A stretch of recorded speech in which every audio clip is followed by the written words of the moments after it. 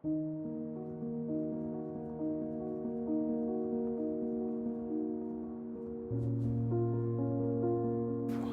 what's going on, everybody? This is Mike Kollin at MikeKollin.com. Okay, so it's about 4 o'clock in the morning right now, and I'm sitting here. I'm in a really good mood. And I was just thinking, about how my channel is, it's kind of shifting and transitioning a little bit. And a thought came to me, instead of just talking about narcissist abuse all the time, one of the things I've already been doing is giving you tools and techniques and different perspectives to help you to release the pain, let go of their energy, let go of who they are, just let it go, and to heal yourself, to feel more comfortable with yourself and life again. And a thought just kind of came out of nowhere. It's like, well, what can I share with them? Something that will help them to transition into a better life.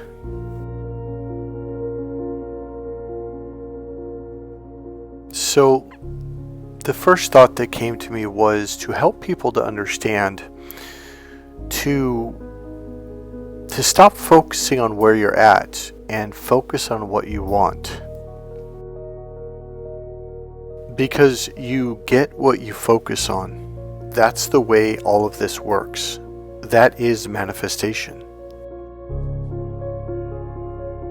So I'm going to start out with a therapeutic teaching that we learned during the years of training I took in NLP. It was I think it was probably the most important teaching to understand how healing works.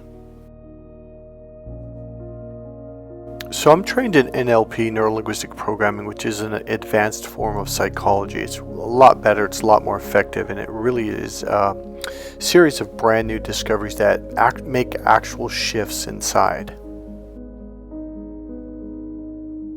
And I'm also trained in timeline therapy and also Ericksonian hypnosis. And the reason why I say Ericksonian hypnosis is because it really is the most therapeutic form of hypnosis. So as you know, I'm also trained in 3 different forms of energy healing, and I worked in depth with an energy healer for over 2 decades. But there's something that I want to share with you through all of these learnings and teachings.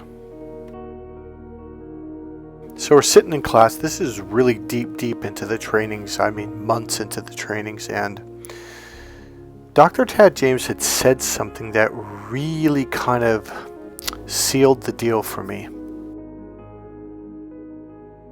And as I'm making this video right now, I realize this is really just another form or another way of explaining manifestation. But I'm not going to approach it from that. I'm going to approach it from a therapeutic perspective.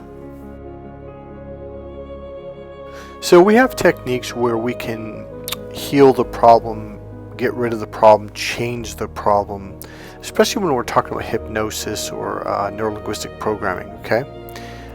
And one of the issues that we would find is the problem would come back. It would literally be recreated. Oh, by the way, the music's going to go down in about a minute.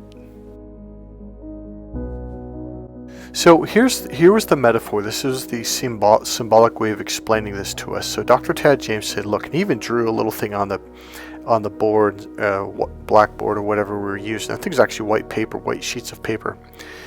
And he goes, look, it's kind of like this. It's like you dug this hole, you dug out the problem, you pulled it out, but the problem is you dug this hole in the ground, and all the dirt, you kept digging and you put it out on the side. So you walk away, everything's great because the problem itself is gone. But what happens is, over a period of time, the dirt really doesn't know where to go, so it falls back into the hole. So essentially, the problem comes back. Now, why is that? Because your system, your nervous system, your emotional system, even your energetic spiritual system It had nothing there. It didn't know what to do. It didn't have a new strategy or new way of being. It didn't have anything. It didn't even have direction. So it's just there's this emptiness, like something's missing. So one thing we learned in therapy is you have to replace that with something else. Otherwise, eventually, well, it's like, okay, I guess I'm going to go back to the old way, and it will literally recreate it if it has to. Okay, so here's what you have to do. So let's say you have a problem. I don't care, and I'm going to tell you who inspired this. It was Zippy.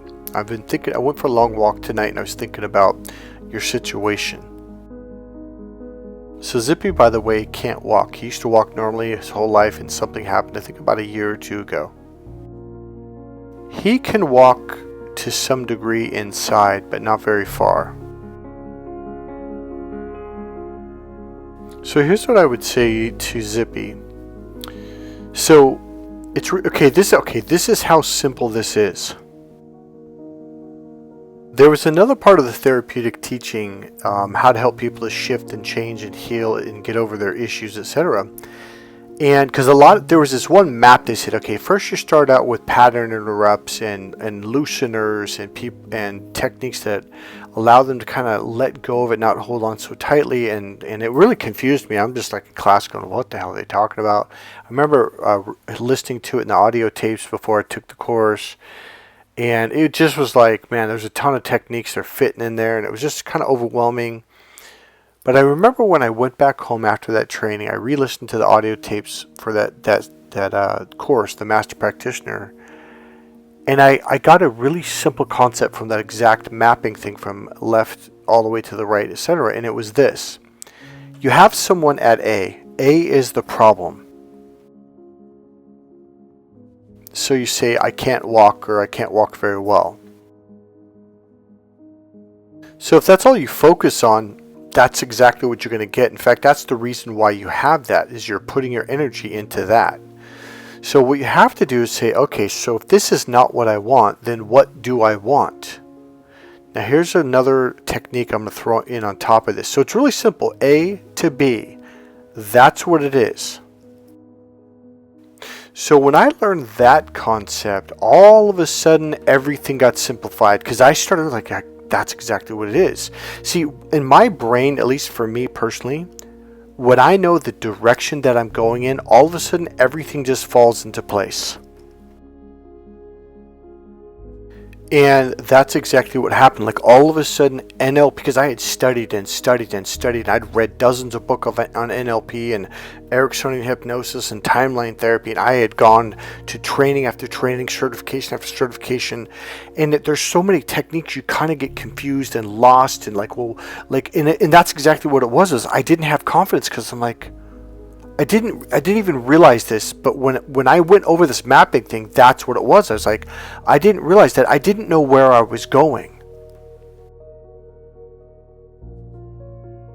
And the funny thing is, the mapping part of the course was a really complex thing. I mean, it went from A to B to C to D to, I mean, left, it was a map going from left to right. And when this section, these are the techniques for reframing. You could use this technique and this, and it was just like every section, every piece was just loaded with all these different possibilities. And it was like, And the funny thing is, the whole mapping thing was supposed to do exactly what I eventually figured it out. It's saying, hey, this is the direction that you're supposed to go in. But what they didn't do, they didn't really emphasize the most important piece. You go from point A to point B. So A is their problem. I can't walk, or I have depression, or I'm scared, or whatever. So then what you have to do is find what they want B. So there's where I'm at and what I want B. So what ends up happening is people tend to spin and spin and spin, because like, oh my God, I have this problem, It's like, yeah, the more you focus on it, the more you're going to put energy into it, which means the more you're going to keep recreating it. So when I learned this concept, my first thing when I sat down with my clients is like, well, what do you want? And I'm like, what? Like, no, you don't understand. Like, here's my problem. I'm like, yeah, you've been going over your problem for like 30 minutes. Like, I'm really clear on your problem. Like, we need to figure out, so what do you want? And they're like, well, I don't know. What do you mean? This one concept is so important to understand because this applies to your life, to goal setting, to getting what you want out of life, period. I don't care if you have cancer and you want health. I don't care if you're poor and you want to be a millionaire. This one concept is really important, and it's super, super simple, and yet it's extremely powerful. I'm telling you, from that point forward, when my clients walked in the door, I was just completely relaxed, because I knew, okay, because here's what happened. When I was re-listening to those tapes on that segment, he basically kind of barely even said it. He goes, well, you're at point A, but you have to figure out like what point B is, like what it really is. And when it just kind of, he says it real quick and goes past it. I went, wait, what did he say? And I rewound it, and I was like, oh no shit, that's what I'm missing, because all these techniques in between got me confused and lost. And that's what you're going through, I bet. If you're lost in life, it's because you don't know where you're going.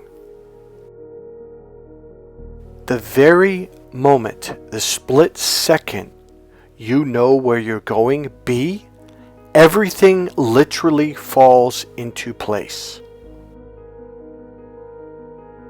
Man, I cannot tell you how good I felt, man. I remember the very next day a client came in. I'm just grinning for it. And they're kind of like, you're in a good mood? Like, yep, I'm in a really good mood.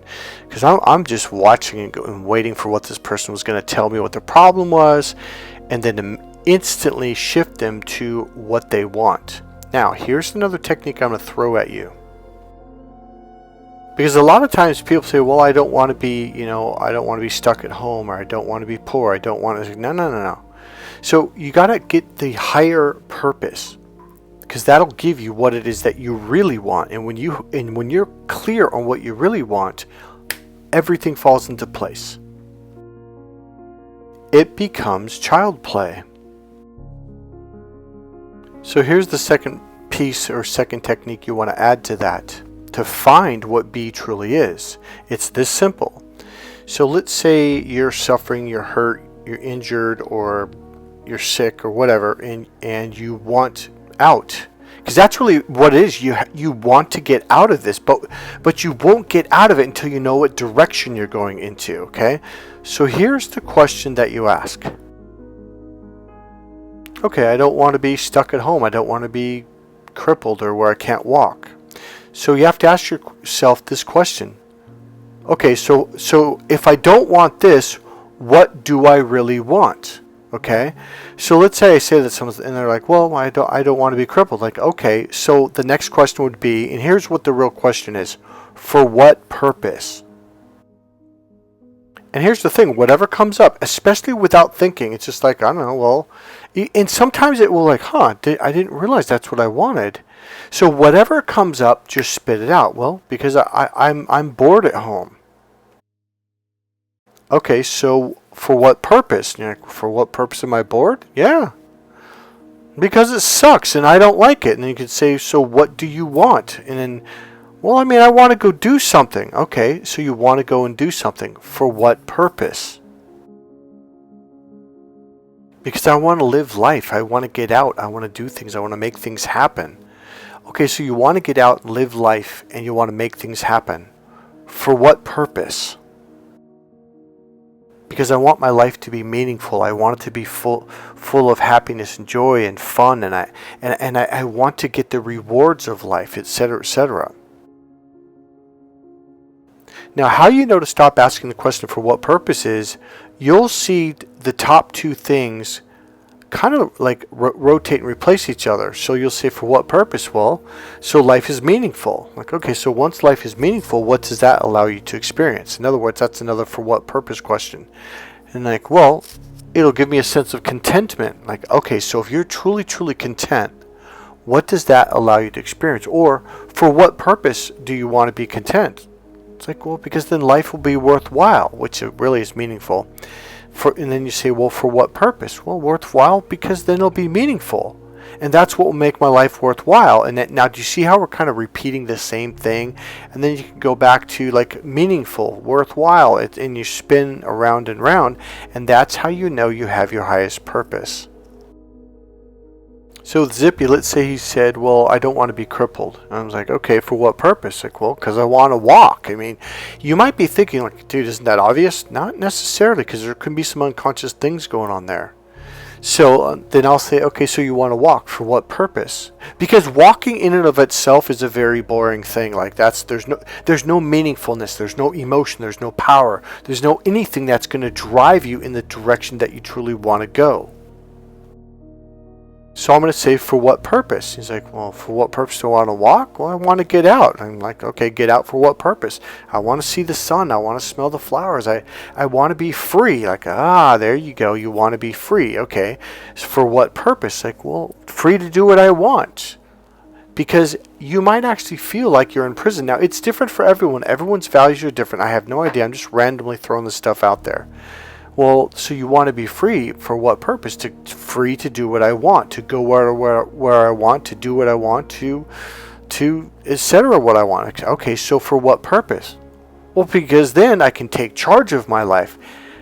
And that is probably what the higher purpose is. It's like, okay, so once you can take charge of your life, what does that allow you to experience? That allows me to experience happiness and joy and fun and like excitement. And I was like, for what purpose? So my life is worthwhile. So you start, the higher you go up, you start going, because see, at first we thought it was walking. Like, no, it's because you want to experience the happiness, the joy of life, of getting out and doing things. And then we got to taking charge of your life. And that might be his actual purpose. So ask that question, for what purpose, at least 3 to 5 times. Generally, it's going to be about 5 times, maybe 6 or 7 times, but generally 3, 4, or 5 times. And you'll get this feeling inside. And when you connect with the purpose of what you want, that gives you the energy to move in the direction that you want to go. It's really simple. It's extremely powerful.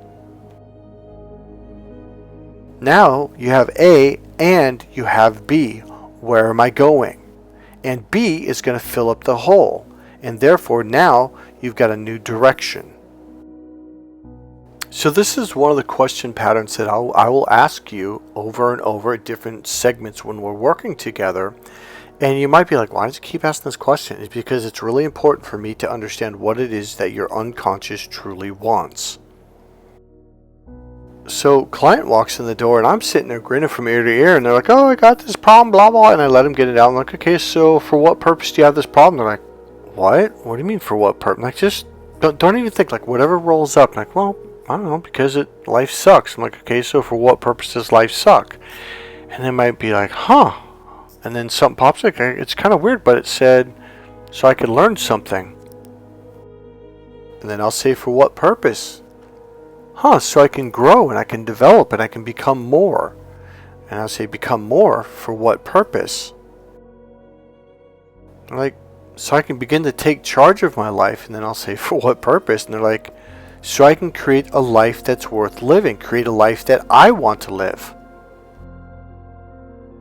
All of a sudden, we are going in a very powerful direction. I can even do it again and say, creating a life that you want to live, for what purpose? And they might say, so I can be free to do what I want, to go where I want, to create the kind of life that I want to live, so I can feel happy with myself and happy with my life. So all of a sudden, really what it is, it's the freedom to feel a deeper sense of being happy. By the way, how are you guys feeling right now? One of the things that I'll do throughout my trainings, throughout my videos and my trainings and coaching, is I will be asking questions like, well, what's your purpose? What's your purpose for that? For what purpose? Because when you get up to a higher level of expansion, it just relaxes you. It helps you to feel so good inside emotionally. So client walks in the door and I'm grinning from ear to ear, and I literally just turned around and said, well, what's your purpose for that? What's your purpose for that? And all of a sudden it's like, oh, wow, I didn't even realize that was there. And their whole unconscious mind, the whole mindset completely shifts. And that alone, I could have probably stopped the session after 30 minutes and had them walk out the door and go home, and they would have been fine. Because your unconscious mind now knows what direction it wants to go in, and all of a sudden you just suddenly start finding the answers, creating the answers. Things literally start falling into place exactly the way it did when I was working with this client. I'm just going to see all these techniques I had learned. Instead of being a big scramble, it was like boom. The technique that I needed to learn, that needed to use next, it just dropped down like, oh, I know exactly what to do. The next one, oh, I know exactly what to do. Everything started to fall into place.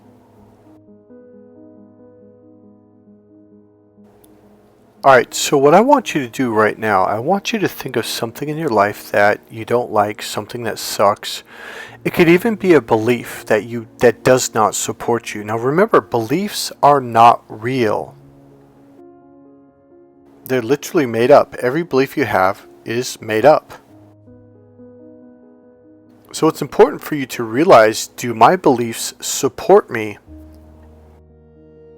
And if they don't, the next thing so let's say you have a belief that holds you back or is limiting.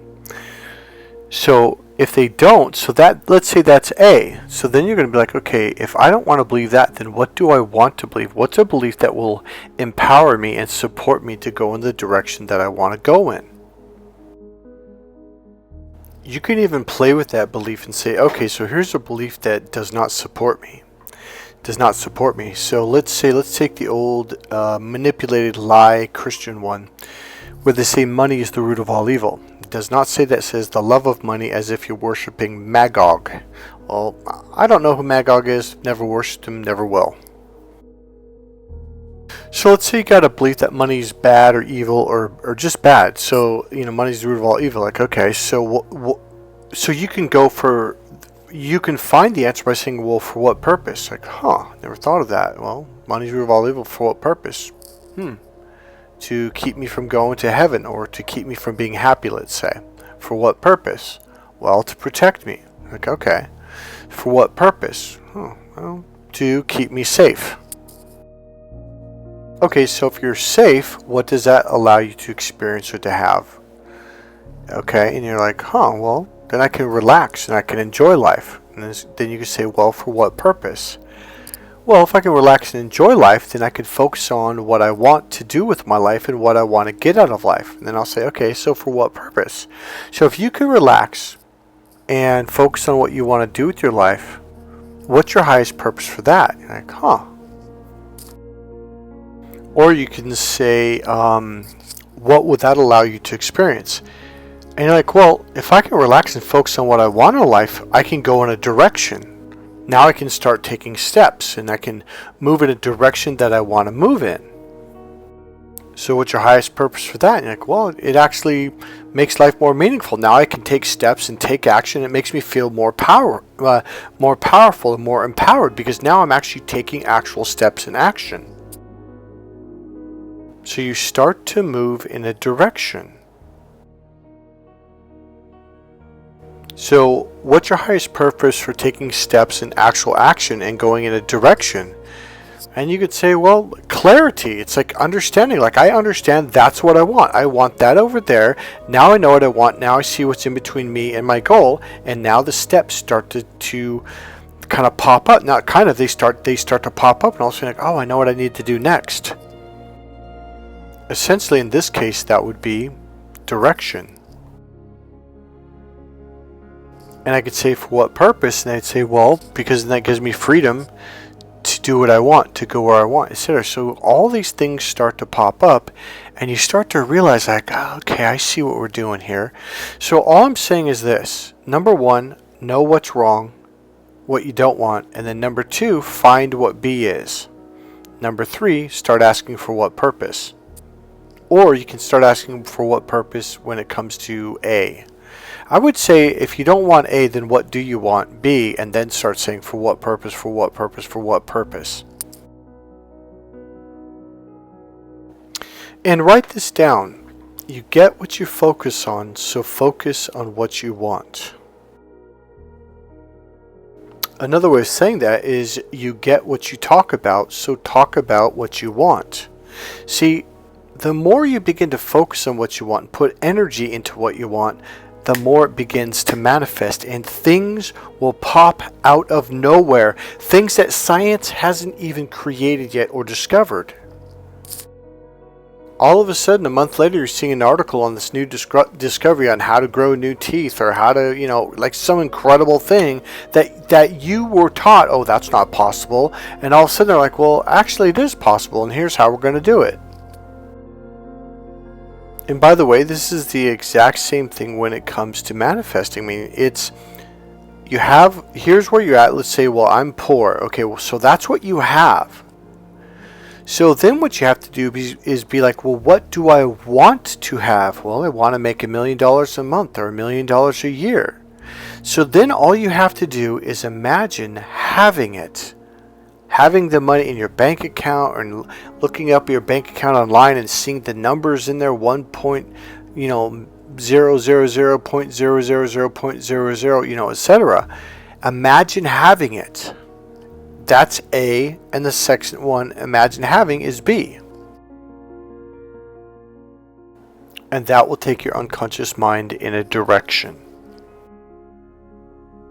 All of a sudden you read an article that you never would have read in a million years, or you might have seen it now, whatever, you looked past it, but for some reason it caught your eye and you're reading it. You don't even know why you're reading it, and you read it, didn't even think anything about it, and then 4 or 5 days later you're like, oh, wait a minute. And all of a sudden you got one more piece of the puzzle to get what you want out of life.